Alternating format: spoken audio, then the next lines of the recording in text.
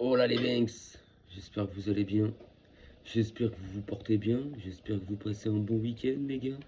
On ce dimanche où il fait beau, oui oui oui, il fait beau et je pense que c'est sur toute la France, ça fait plaisir. Les gars, petite vidéo d'avant-match, très courte, très rapide parce que le match commence dans 20 minutes, il commence à 14 h, il est 13h40. Donc c'est juste pour parler de la compo et donner mon ressenti sur ce match-là. Alors on va aller tout droit au but et on va parler de compo les mecs, j'ai ma petite fiche. Hop, alors dans les cages, donc on retrouve l'inévitable Johan Garcia. Donc comme quoi il n'était pas blessé contre Newcastle, tant mieux. Maintenant, est-ce que Flink il a raison de le mettre titulaire ou pas? Bon bah je pense que oui, parce qu'il a été sélectionné avec la sélection espagnole. Donc pour la trêve, bah là c'est le dernier match avant la trêve de 2 semaines. Là. Donc oui, Flink a eu raison de l'utiliser. Donc Garcia au cage, défense centrale qui ne bouge plus depuis quelques semaines. Martin Kubarsi. Moi concrètement j'en suis très satisfait. Martin, je pense qu'il est en train de monter. Kubarsi, on connaît son niveau déjà. Et on sait qu'il peut aussi aller plus haut. Donc une défense centrale... j'ai envie de dire la défense centrale habituelle quoi en fait.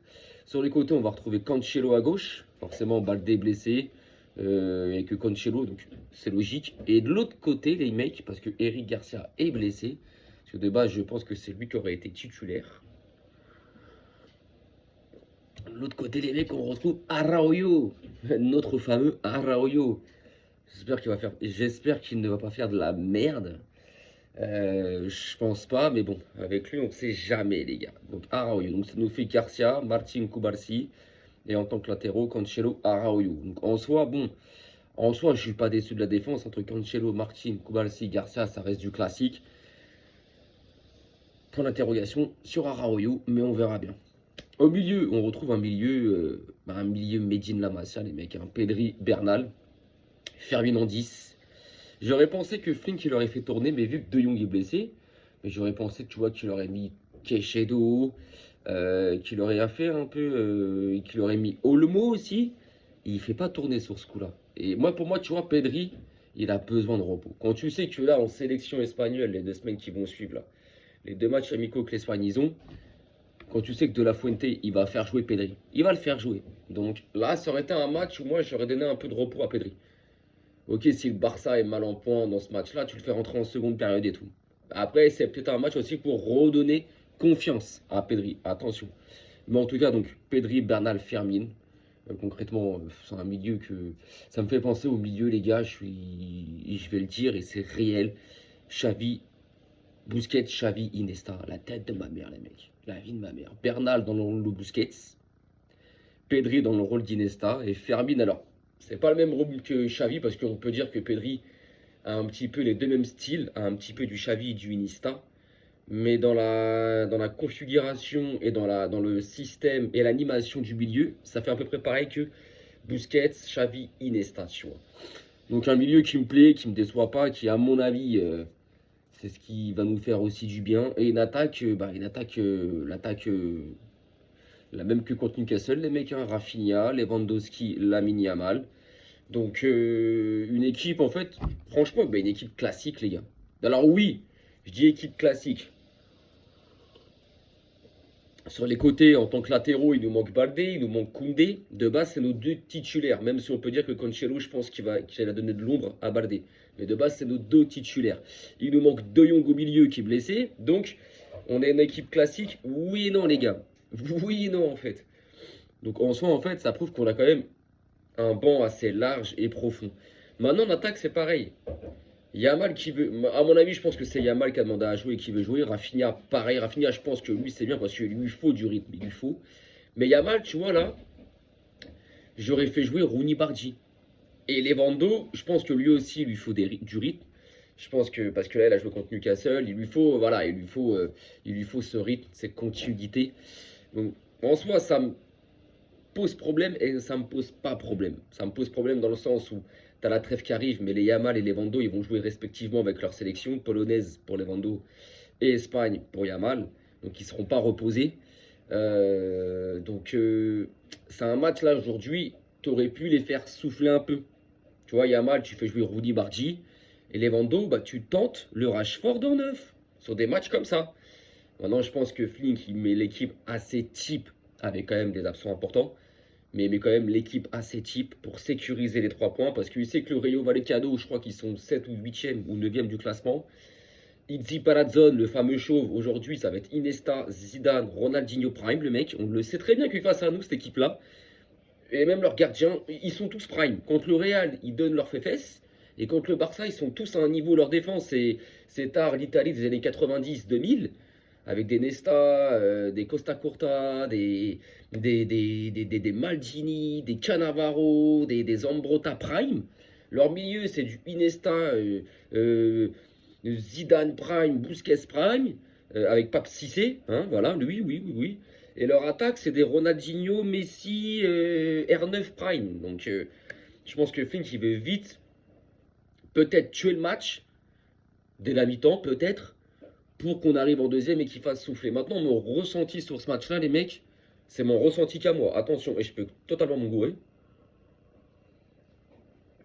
Après l'enchaînement qu'il y a eu là, cette semaine, Newcastle 7-2, le week-end dernier, la semaine dernière, Newcastle un partout, plus le week-end d'avant, plus la Coupe du Roi. En fait, en l'espace de 2 semaines, tu as enchaîné 5-6 matchs, cruciaux en plus, où tu as dépensé de l'énergie de zinzin.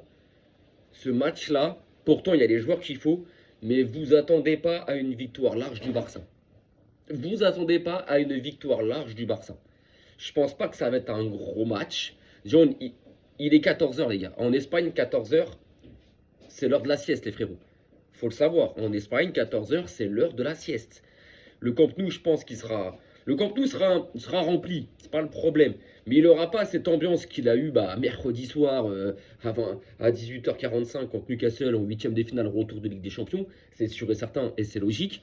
Donc le Camp Nou sera rempli, mais ça sera pas une ambiance, ça sera plus un petit théâtre. Les applaudissements. S'il y a un but, oui, ça va crier, mais voilà, ça sera un peu plus silencieux. Et l'équipe, je la vois pas, je vois pas un grand Barça cet après-midi. Je vois pas une équipe qui donne sa vie sur le terrain. Non, déjà de une par rapport à l'adversité. Même s'il faut respecter Rio Vallecano, qui reste une équipe très joueuse en Liga. Mais je vois pas le Barça se démener comme des zinzins. S'ils le font, le seul moyen pour que le match parte dans une après-midi, dans un début d'après-midi de football émotionnel et de grosse ambiance, ça serait que genre le Rayo Vallecano mène au score. Que eux, ils marquent en premier. Là, tu vas voir un Camp Nou qui va se réveiller et une équipe qui va jouer au football vraiment. Sans ça, si le Barça marque en premier très vite et met un deuxième but très vite, ça va être un match lambda. Voilà, les 3 points, on assure, tant mieux. On met plus 7 au Real qui, eux, ce soir, par contre, ils reçoivent l'Atlético de Madrid. Donc là, le match de gala, il est là-bas. Mais voilà, donc moi, mon ressenti, je vois une victoire du Barça. Je vois une victoire du Barça. Je vois. Il est possible d'un 3-0, d'un 3-1, ou même d'un 2-1, tu vois. Je serais plus parti pour un 2-1. Je vois des fulgurances de nos joueurs, de nos individualités. Je vois de belles actions. Je vois des moments où le Rayo Vallecano va nous mettre en difficulté. Donc je vois un match, alors pas serré, mais un match où voilà, ça va pas être aussi simple que ça, mais je vois quand même le Barça remporter ce match-là, prendre les 3 points, et puis après on n'aura plus qu'à attendre dans notre canapé les couilles à l'air, les frérots. Ce match ce soir entre le Real et l'Atlético.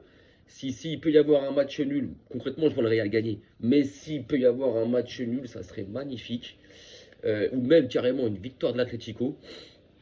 Ça sera encore plus sublime, les mecs. Mais en tout cas, voilà, cet après-midi, moi je vois le Barça gagner, avec, comme je vous ai expliqué, pas un gros match, un grand match.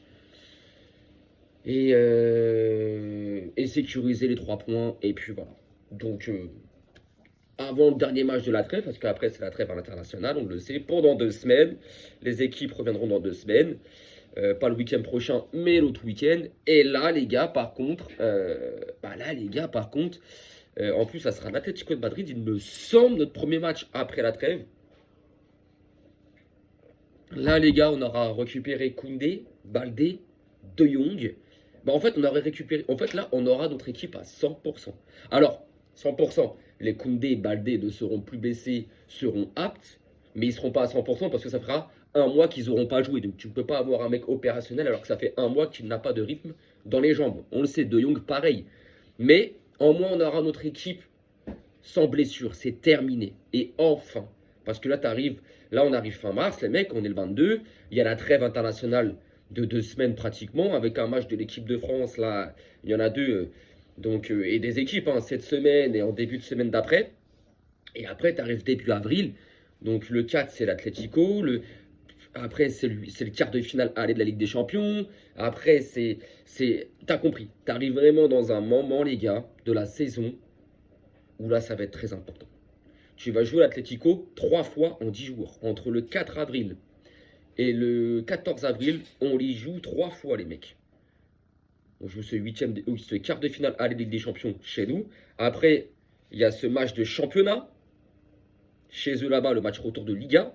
Et après, il y a ce match retour de Ligue des Champions chez eux là-bas. Donc les gars, vous voyez ce que... Et entre-temps, il y a le derby de la Catalogne contre l'Espagnol Barcelone. Donc vous voyez, ça va être... le début avril, il va être très important. Les frérots, je vous laisse, parce que le match, là, ça y est, il va débuter. Donc, ma vidéo, elle arrive un peu trop tard pour les compos. Donc, les frérots, je vous dis et je vous souhaite un bon match. On se revoit après le match pour un débrief logique et qui, j'espère, sera satisfaisant. Visca le Barça, arrivederci.